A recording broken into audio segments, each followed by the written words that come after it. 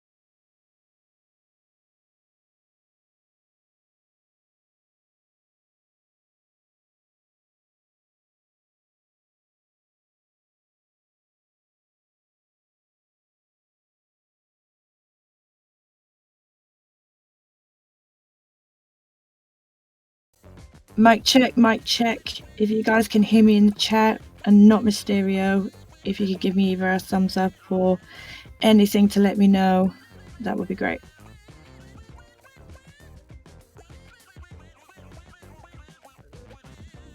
Andy's saying that there's no sound.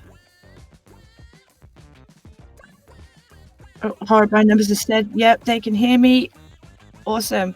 Good morning, Z-Horde family, and welcome to another episode of Radio Z, powered by Dezombified.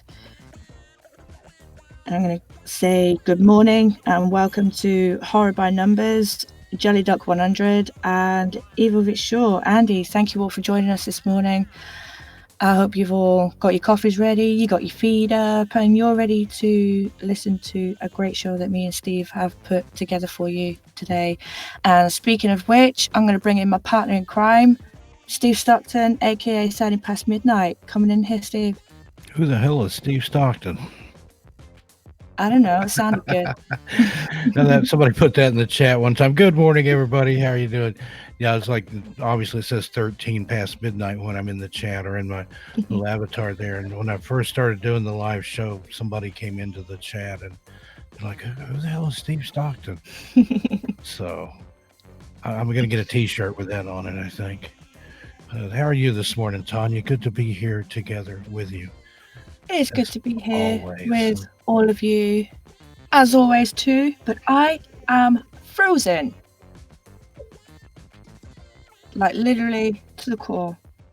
So I'm feeding off the heat from my laptop right now. No, honestly, I'm exaggerating. It's not that dramatic. Cold here, too, in the Pacific Northwest. A little warmer than it has been. It's see what I've got here this morning. Color weather window in the studio says it's currently dark conditions, 39 degrees. That color weather window joke never gets old. Some announcers have a color weather radar. We have a color weather window. Look out the window and see what it's doing. Baking fun with Nadia. Welcome. Thank you for joining us. Good morning.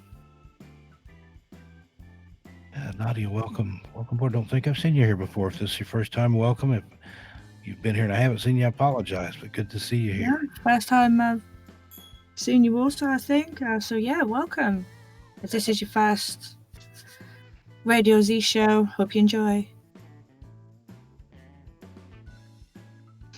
And you can give it a few minutes. All your countrymen and women are saying it's cold there today, Tanya, so you're all in agreement that it's cold in the UK today. Horrible Numbers says it is baking fun with Nadia. Says, and I'm waiting for my central heating to be fixed, so yeah. Hey, Philia. Good morning, Philia. Thanks for popping in. Thanks for your support. Great mod, great YouTuber, great narrator, great supporter.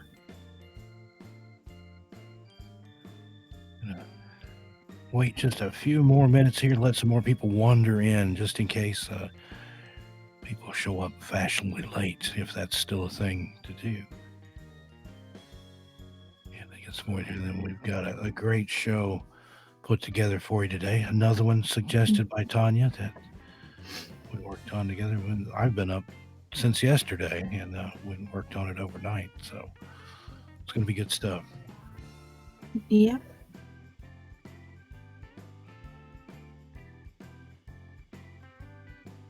And a lot of comments when we did the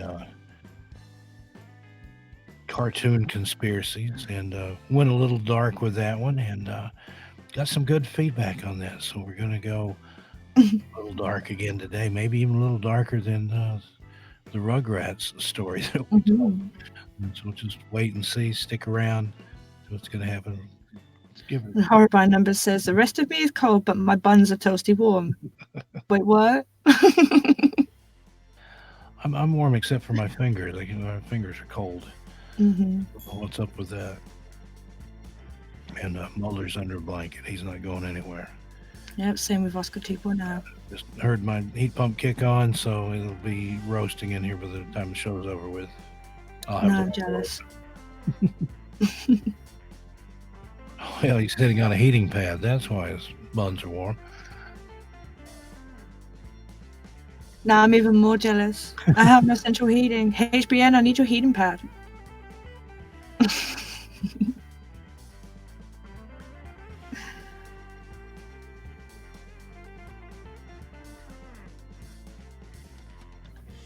I'm just going to pull my notes up here. So, Steve, I won't be able to see the chat from here.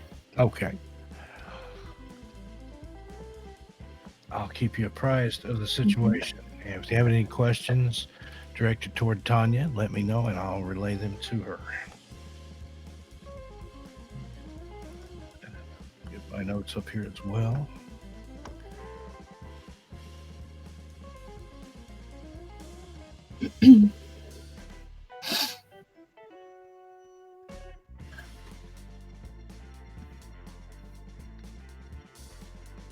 If it loads, it's like taking forever.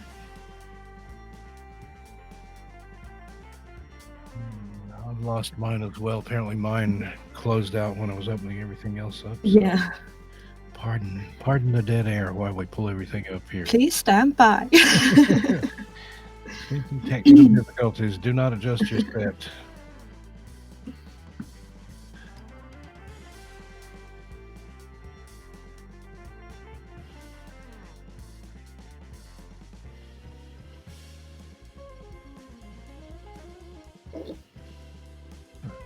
Mine up there. You able to get yours open, or do you need me to send you another one really quick? Nope, I'm all good. All right, let's see if we've had anybody else wander in here in our absence.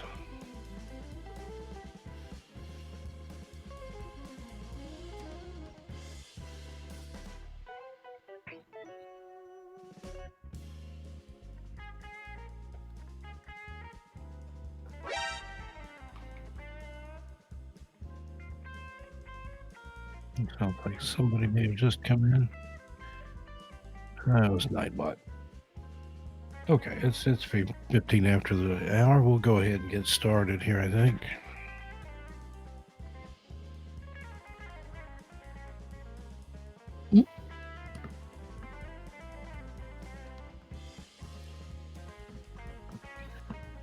However scary, serial killers can be a fascinating topic.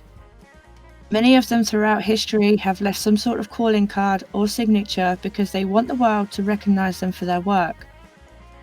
Here are some of the most interesting signatures from serial killers throughout history and some backstories on each. Steve? All right, we're going to start out with Dennis Rader, also known as BTK. Really nasty guy. In his letters to the police, he used the 3 letters from his killer name, the BTK Strangler, which stood for bind, torture, and kill. The letters were arranged in such a way that it looked like a person, with the K turned sideways at the bottom of the stack and the B on top turned sideways. Also placed 2 dots in the B to make it look like it was a female. Detectives did a very good job keeping the signature secret for over 30 years, even in the years that Rader went silent and stopped killing, or at least they think he stopped. Even BTK himself didn't let anyone know his signature outside of the authorities, probably for fear someone would copy his work.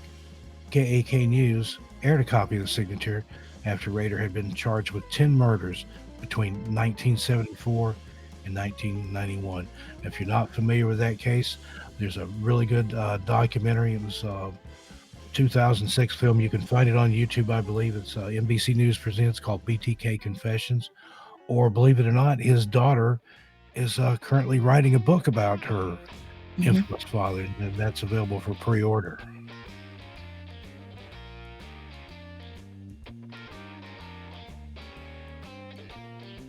Pretty mad, really, though. You know, he's like done. He's literally just done the initials, meaning one thing, switching it around, and it's something completely different. Yeah, Horrible Number said, "What if he was the BLT killer?" Bacon, lettuce, and tomato killer. That doesn't sound quite as menacing, does it? I'm going to tie you up and make you a sandwich. It kind of reminds me of a cartoon of, was it Angry Tomatoes? Yeah.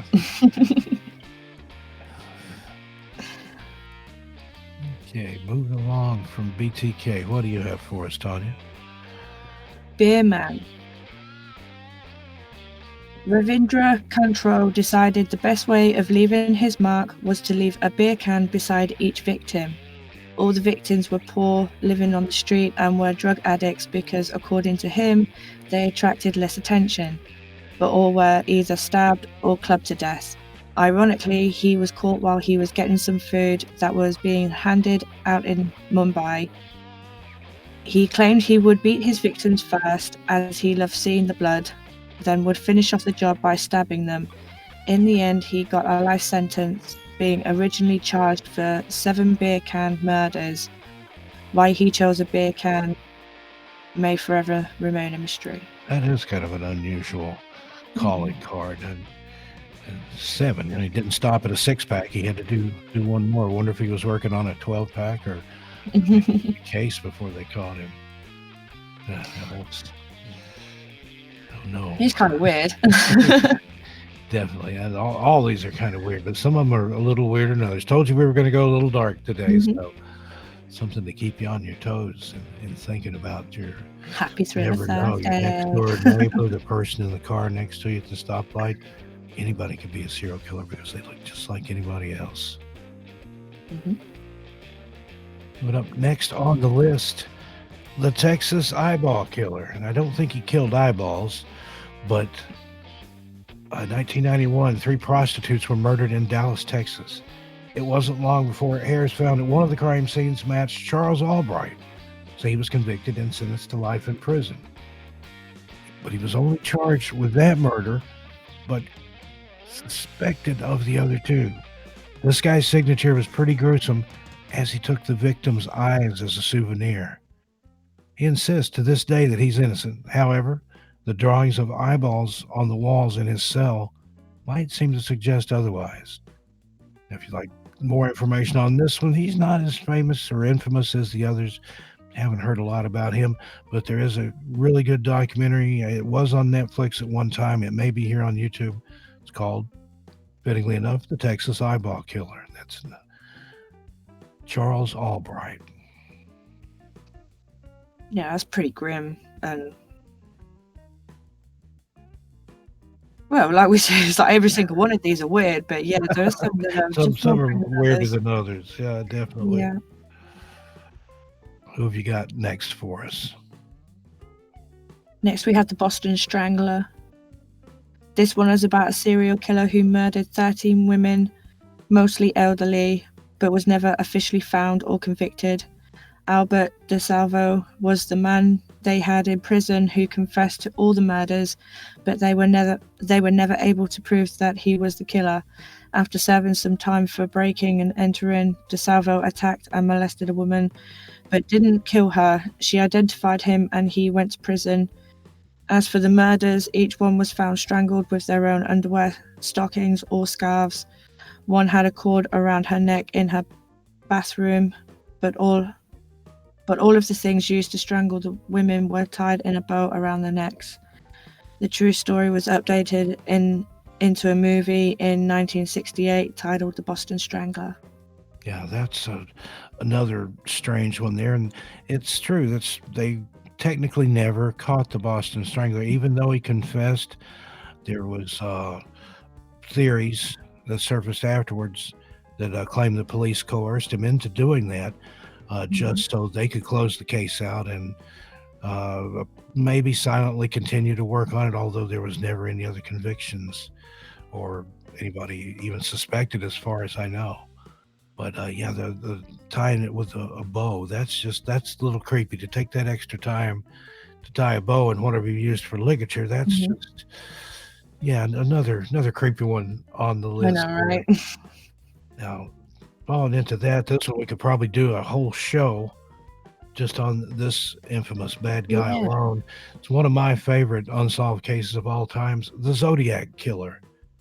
Now, like the BTK killer, the Zodiac, a name he gave himself, used a symbol resembling a circle with a cross at the end of his letters to newspapers, telling them that he was responsible for at least 5 murders, maybe more. The killer left behind plenty of evidence, descriptions, calling cards, and fingerprints, to name a few, but was never caught. The murders stopped abruptly in 1974, and we haven't seen that symbol on a victim since. Now, the mystery behind the symbol was the fact that there was never an explanation given by the killer.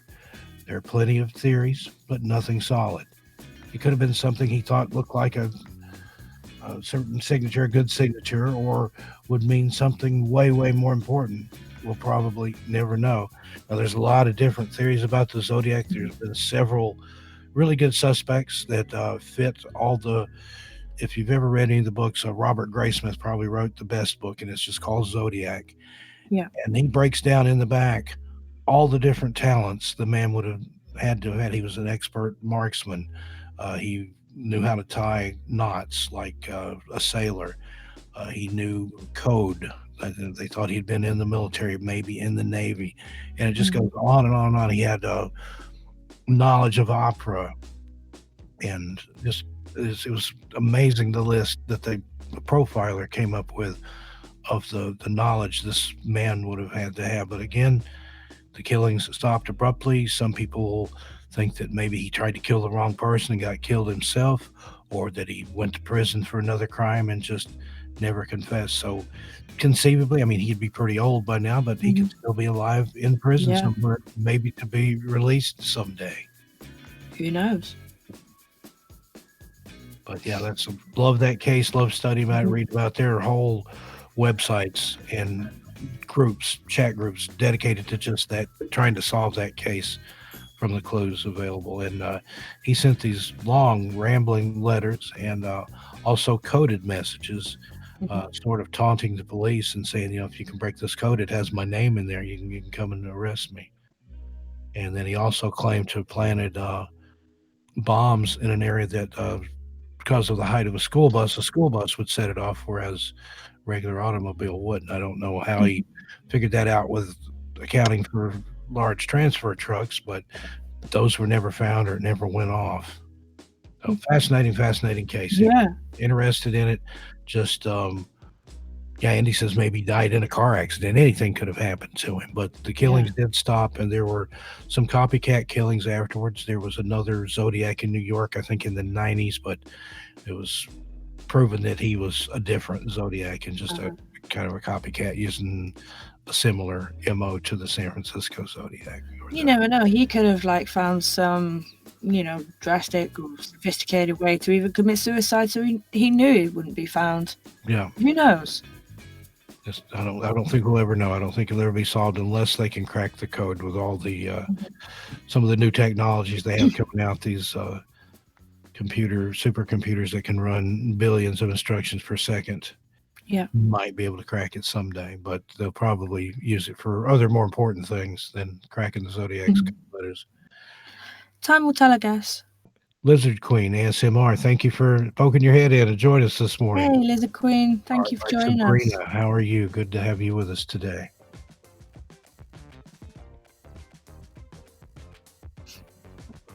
Okay, sorry, I ran amok there a little bit with the Zodiac case, but like That's okay. one of my favorites to read and study about. And Whereas, like you said, we probably could base our whole show on it. There's just so many different series. There are so many different interesting facts. It's just maybe we will do that at some point. Who knows what's coming up in the future? I can foresee a show about the Zodiac from you and I, Tanya. Mm-hmm. Yeah, there are some ideas coming together in the works there. Cogs are turning. And next we have Beltway snipers. John Allen Muhammad and Lee Boyd Malvin killed 10 people in Washington, D.C. in October 2002 by shooting them from a distance with their rifles. They had started in February of that year, totaling 17 murders and 10 injuries. The calling card at some of the murders were tarot cards. One card was the death card and had the word "Call me God" written on it for the police. That was a very interesting case. I remember when all that happened, and said they were shot from some distance away. One lady was like putting gas in her car, or had just put gas in her car and was crossing a parking lot to pay. And they were good marksmen, and they had an older car that they had taken the back seat out of, and then had removed the tail lights on one side, so they could they had the rifle through one empty taillight spot, and then they had the scope looking through the other, so they could remain hidden and get off shots without being detected. That was how they were able to get in and out of areas real quickly with nobody even being able to tell where the shot came from. They put the tail lights back in, and no one was the wiser. But that whole case, there's been some strange theories about that. There was just a lot of things that didn't make sense.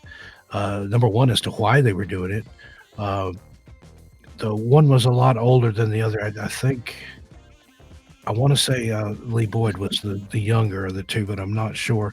But it was almost like a father-son relationship that they had there, except they bonded through killing strangers. And again, to what end, don't know. And just so many of the situations, there was right before they were caught, the sheriff there, I think he was the sheriff, he might have been the chief of police for the DC, was a guy named Charlie Moose, which that sounds like a made-up name anyway. It's like Mickey Mouse, Charlie Moose. But somehow the pair had communicated a phrase that they wanted the police to say to them, and it was, "The duck is in the noose." And the guy said this on live television press conference and said, we understand that that's very important to you and that it be said a certain way, and we've done this for you. Well, I think later that day or maybe the next day, they found him asleep in a car in a parking lot, had the guns, had the tarot cards, everything there that fit them to the crime. And people have suggested that they were some sort of mind control agents, and that was the phrase to turn off their kill programming. Yeah. So again, that's just some of the strange theories that you read on the internet. Cisco, good morning. How are you doing today? Hey, Cisco. Thank you for joining us, hon. Says she needs prayers her family's way. Okay, Cisco, we'll send prayers. Anything going on that you'd care to discuss? If you let us know in the chat. Otherwise, prayers, light, and love sent your way, Cisco. Absolutely. Cisco Murdoch, Journey Through the Gate Paranormal Portal podcast. All the love and hugs and prayers to you, hon. Dear friends and my co-author, and DM me if there's anything you need me to do. Absolutely.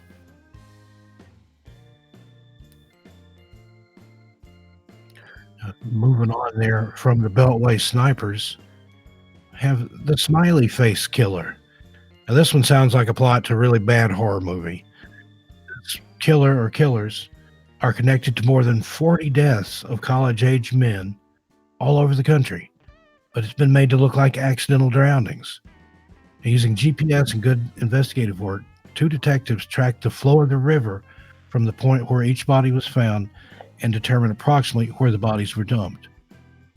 Around some of the locations, a smiley face was found painted on a tree or a rock or some other surface. I know they found them on bridges and overpasses and things like that. Each face they found was more haunting than the last. The worst was in Iowa, drawn in red with devil's horns and the words "Evil, Happy, Smiley Face Man" written next to it. Now, the fact that the death took place in multiple states, some on the same day, led detectives to believe that maybe more than one killer was involved. Again, that's one of those that never been fully resolved as to how it worked or who was involved. Yeah. But was it just coincidence that there was smiley face graffiti, or was that indeed a calling card from the particular killer or killers? And people have theorized that it may have been a truck driver because of the way the different corridors for transport are in the country, and a lot of the places where this was found was not too far from an interstate highway, so it would have made sense if it were a truck driver, somebody that traveled routinely back and forth through that area.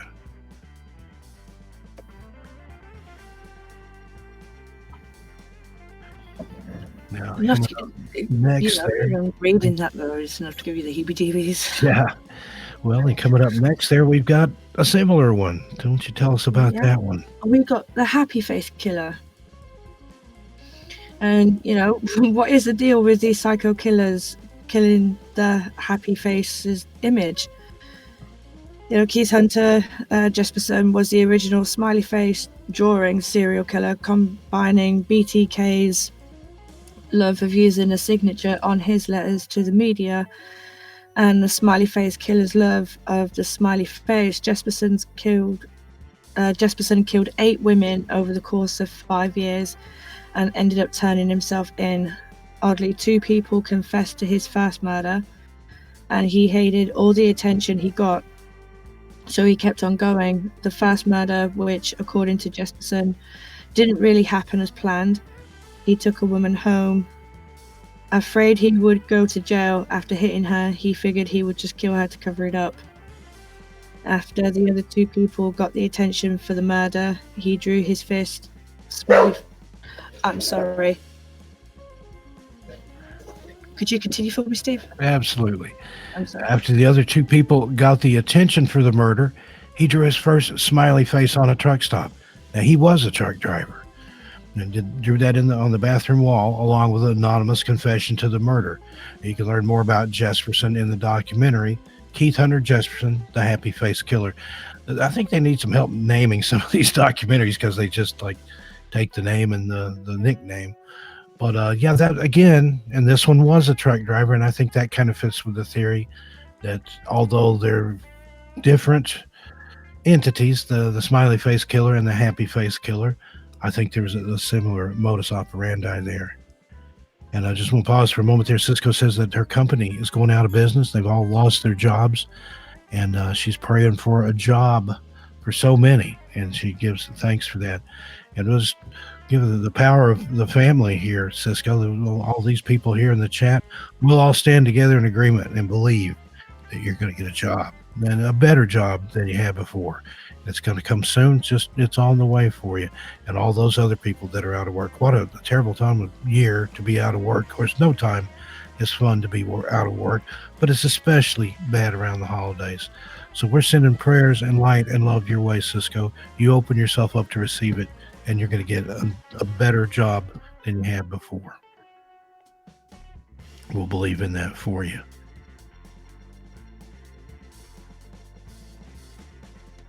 Now, after that, then we'll continue on here with the serial killer talk.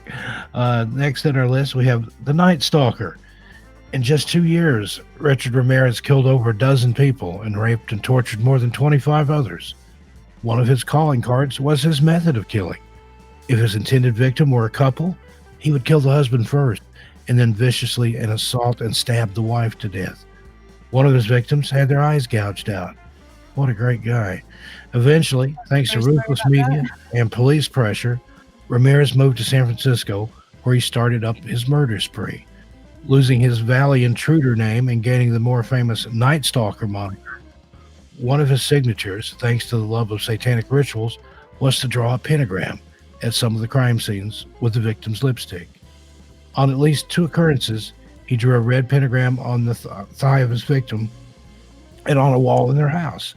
He even drew a pentagram on the hood of a stolen Toyota after getting pulled over for running a red light. The cop tried to chase him, but soon realized he had just let a serial killer get away. Now, how's that? He was advertising it, leaves his clues anywhere, and then puts it on the hood of his stolen car, just begging to be caught. And welcome back, Tanya. And thank you. Well, just as I predicted, like I said, my central heating needs fixing, and the guy just turned up to do it. So. All right, heat is on the way. Well, that's good news for you, and we're all standing in agreement here. In case you missed it, good news. We want good news for Cisco. Said that her company's going out of business. Everybody employed there lost their jobs. She's praying for a job for so many, and she's thanked us. And I told her that everybody, we're a family here. We all stand together as a family and stand in agreement that she's going to get not only another job, but an even better job. And those other people are going to find employment as well. And I told her to go ahead and open herself up to receive that. She's claiming that now. I think it's going to happen. You're welcome, Cisco. It's going to happen. Watch and see. Oh, all the prayers to you, sweetie. I'm so sorry. Yeah, what a terrible, terrible time of year to lose a job. I've had that happen before, and it's no fun to be unemployed around the holidays, especially when you have small children. Absolutely. Final girl, welcome in. Good to see you here this morning. Thank you for joining us. And in between prayers for Cisco, we're delivering the scoop here on signatures and things left behind by infamous serial killers. Serial killer calling cards. Just about to reach the end here, and I think it's particularly fitting that the last one that we've got on our list today is sort of from your neck of the woods, Tanya, at least same country. Well, south to my neck of the woods, but yeah, from London no less. Jack the Ripper, probably the most famous of all serial killers. Jack the Ripper is responsible for at least 5 murders, but most likely committed many, many more. Stabbing, slashing, cutting, disemboweling are all trademarks of Jack the Ripper's victims. His signature was just that, the gruesome way his victims were found. A more literal signature was on a letter that was supposedly written by the killer himself and was addressed to the police. If it was him who wrote the letter, then despite how psychotic he may have seemed, he was a little polite. He signed the letter, "Yours truly, Jack the Ripper." Oh, he was a bit posh there, wasn't he? Yours truly, Jack the Ripper. It actually bespeaks somebody with education and upbringing. And that's been one of the more popular theories, that Jack the Ripper was either a doctor, just based on the way he took people apart, that they believe he had medical training. Yeah. And then there was other suppositions that he might have been a member of the royal family that went a little crazy in the head after contracting syphilis from a prostitute. Yeah. And then the Ripper's victims were prostitutes. So that kind of fits in as well. It's another one like the Zodiac. I don't think we'll ever know the full truth. No, especially if it was different theories. Yeah, and especially if it was a royal, I think it's been buried so deep that it'll never be found out. So, absolutely. But I've also seen a theory that involved the Masons, the Masonic Lodge, because of the way some of the bodies were displayed. It mimicked some of the rituals that the Masons have in their secret ceremonies. Mm-hmm. Can't account for that, but that the theory made sense in light of those circumstances. Yeah. Now, have you ever been to London and done the Ripper tour there, where they take you through that area? To be honest, time that I've spent in London has just been very brief. I've never been to the Jack the Ripper tour or anything like that. It is something that I would like to check out. Yeah, it's a lot of fun. I did it years ago when I was there, and they take you around to all the murder locations, and some of the places they'll even show you. The body was found here, freshly eviscerated, and there was a bobby right around the corner, and just he was so quick and so adept at getting away that he could do it just within feet of a policeman who never heard or saw a thing. Yeah. Supposedly.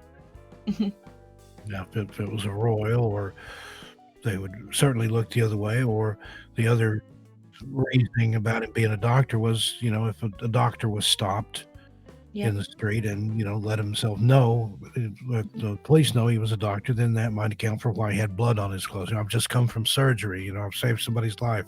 I'm sorry, I just need to get excused for 1 second. Sure. Okay. But again, any of you Brits there in the chat, you have any pet theories on Jack the Ripper?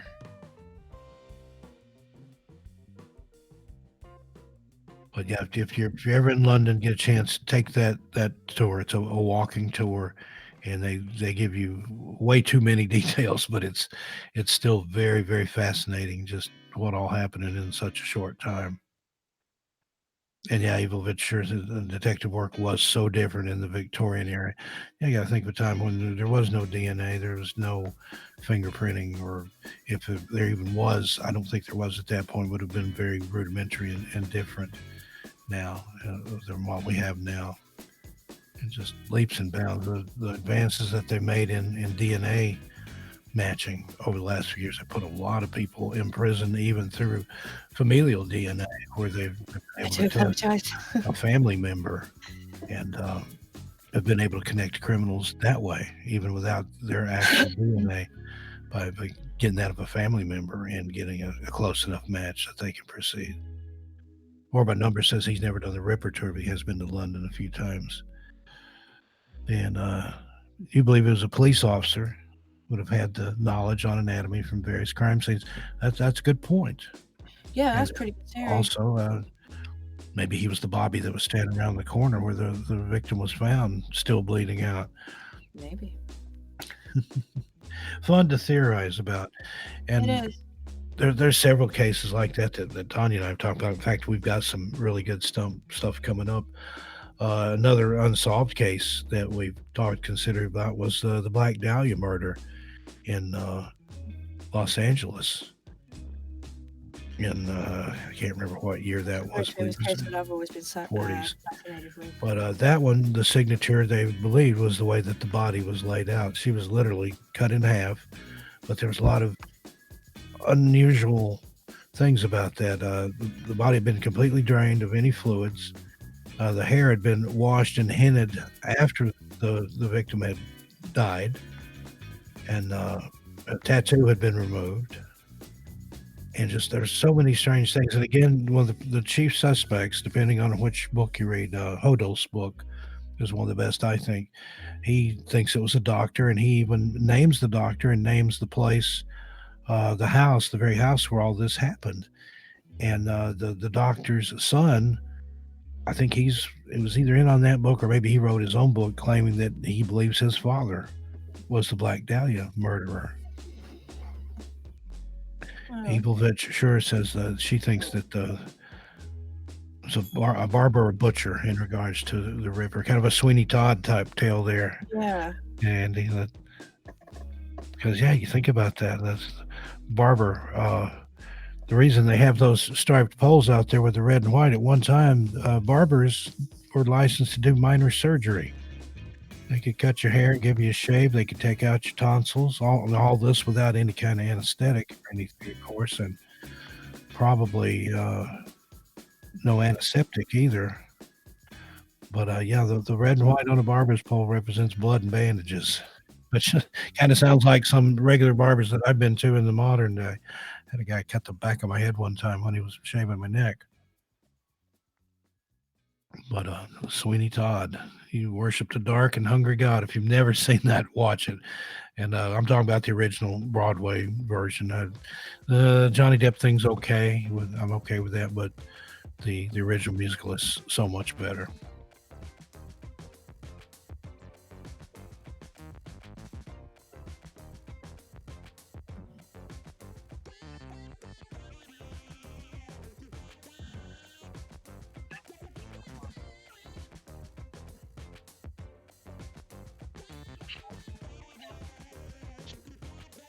Sorry, I'm back again. I'm sorry. Okay, that's okay. I wasn't sure what had happened there. Looked like I'm so sorry. Looks like the stream is doing okay. There may be some the stream is doing okay. Sorry, I had to background. Art by again. comments that things were brutal back then. Dental work at the time, not something you'd want. Yeah, there were people that actually died due to complications from having a tooth removed.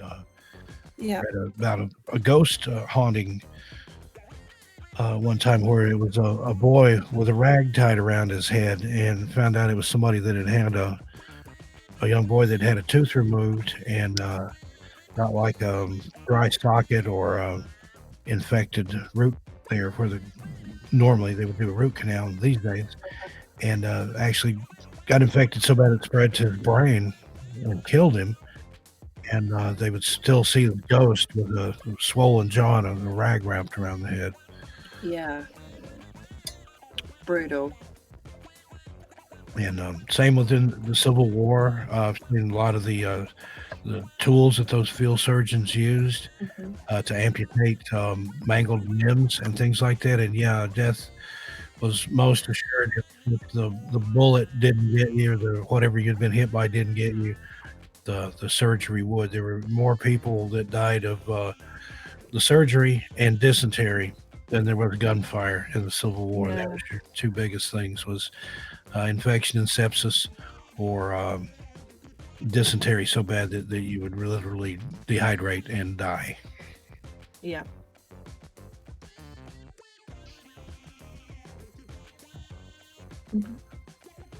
Okay, looks like we've got some announcements coming up.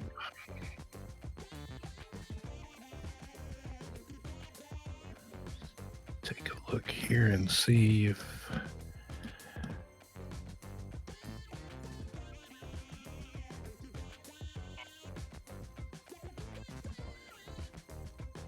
I didn't get all that. If you could say that one more time. Sorry, I'm getting directions in my ear here.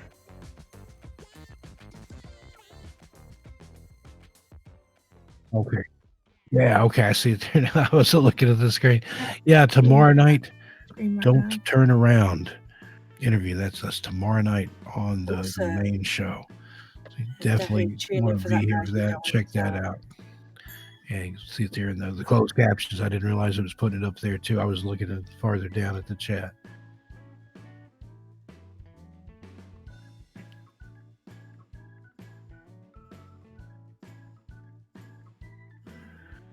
Okay, got a promotional trailer here for a new film coming out called Telltale Heart. What I'm seeing is the chat. Let me...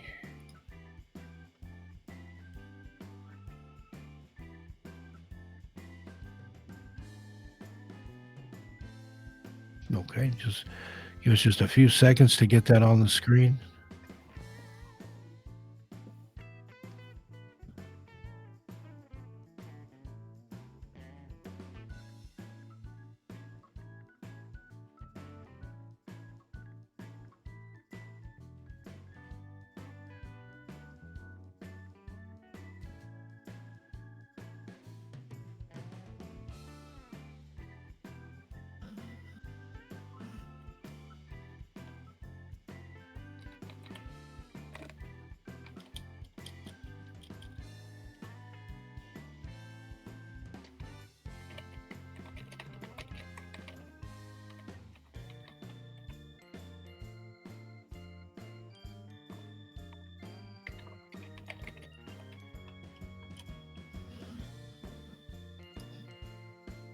Yeah, I'm just seeing in the chat.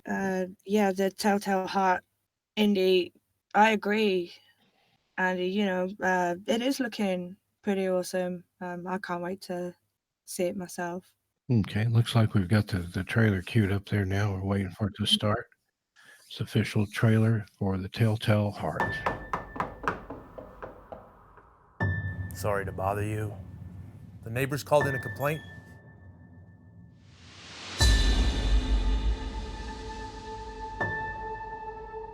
You are very dear to me, my boy. You are very dear to my heart.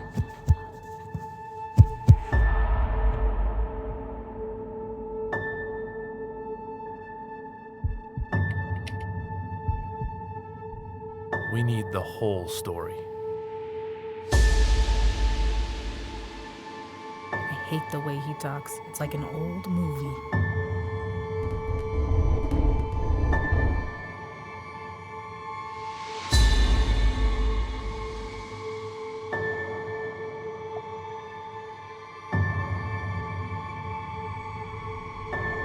Surely you hear.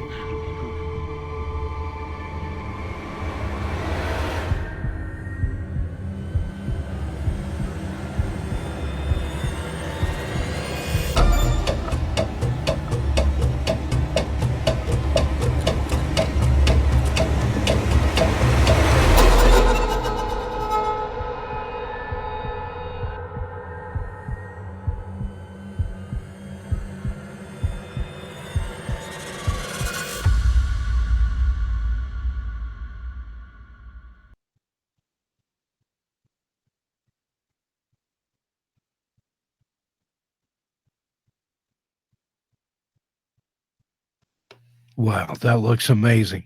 More There you go. information, like I said, there, go to telltale.com. New film there coming out from an indie studio. Sometimes those are absolutely the best. It just goes to show you that with talent and a good story, you could make a great movie without spending a lot of money or being a major studio and spending hundreds of $1 millions. When I've seen some things that were shot on just a shoestring budget that were just as entertaining and just as compelling, if not more so, than a big budget film. Absolutely.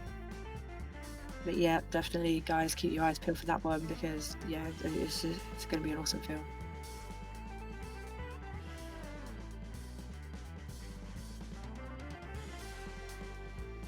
And some of the people involved with the making of this film are going to be interviewed on the show with Dezombified.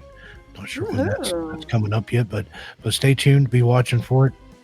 That's tonight, I believe, if I'm hearing correctly in my ear. I'm having a little trouble hearing here. The producers, going to be tonight on the stream, so check that out. Don't turn around, and I think it's the producers of the Telltale Heart movie. I believe so.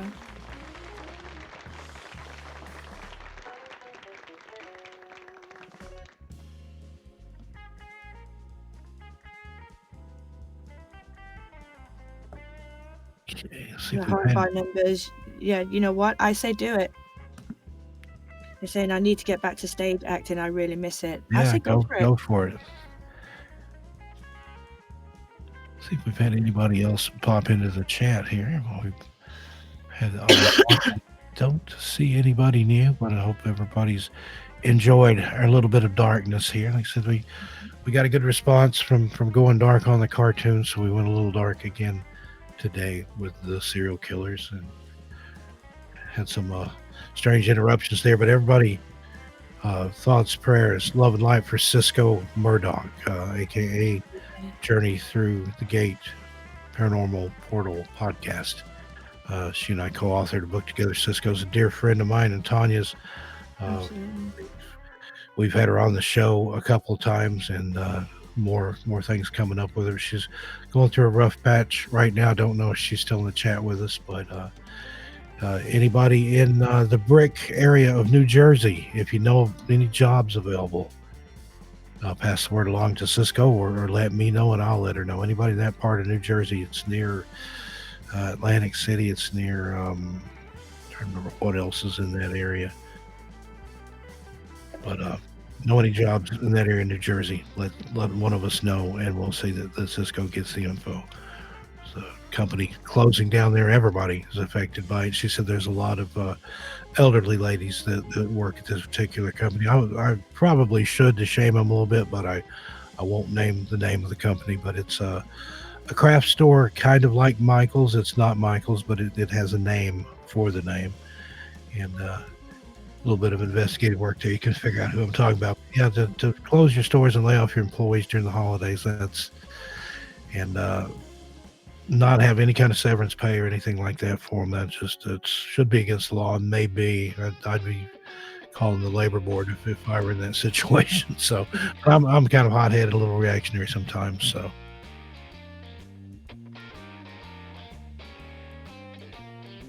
yeah, Tanya, the old clock on the wall, getting up close to that time. Oh yeah, it is. You know what? I hadn't even noticed. I'll keep an eye on it for you. Don't want your kids to be standing around in the playground. Where's mom? And it'd be my fault. But you know what? They're going to be so thankful that they can now come back home to a nice warm house. Yeah, finally. And I'm just No, I've so, only been so waiting glad to since hear I that, because I know they had given you a 24-hour window when they could show up. Don't you love that? Yeah, and I predicted it as well. I went, I bet they turn up halfway through the show. But And it happened. even so, I would much rather you have your heat than a little disruption. Oh in the yeah, show. absolutely. Anytime. That's That's not even a thought there. Mhm. But again, folks, join Dezombified tonight for the interview with Don't Turn Around, and then also the producer of Telltale Heart.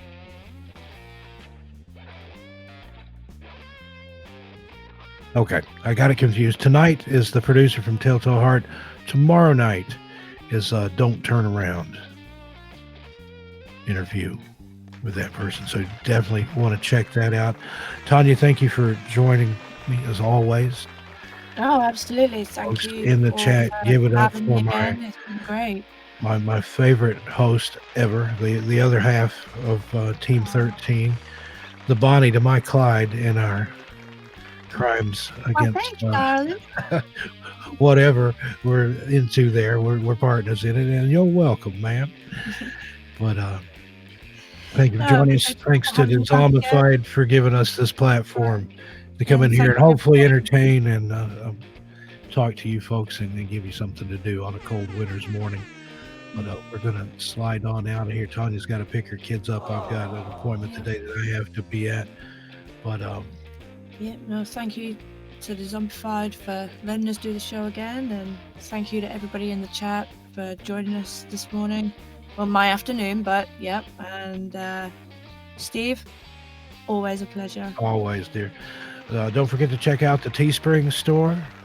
All kinds of Dezombified merchandise there. It is that time of year. Go ahead and order now. You can get it in time for the holidays.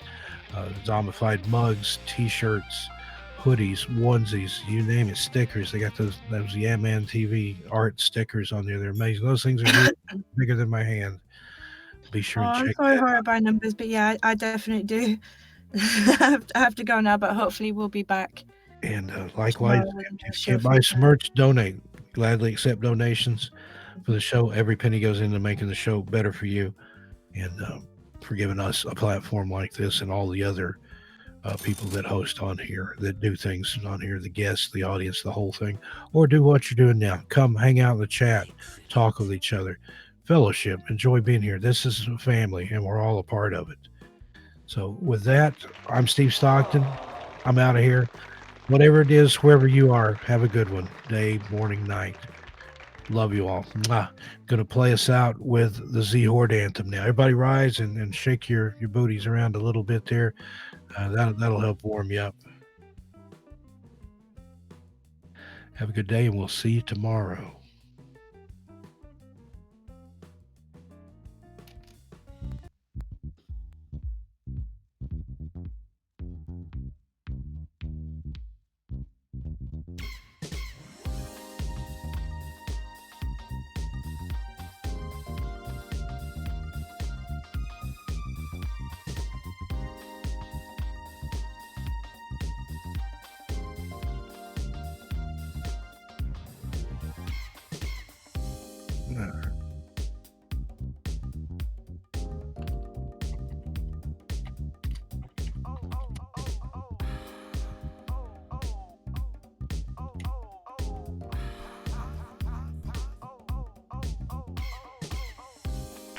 Yeah.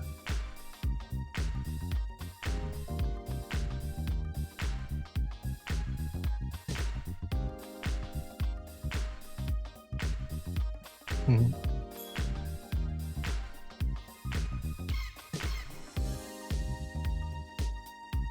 Yeah, that'd be nice.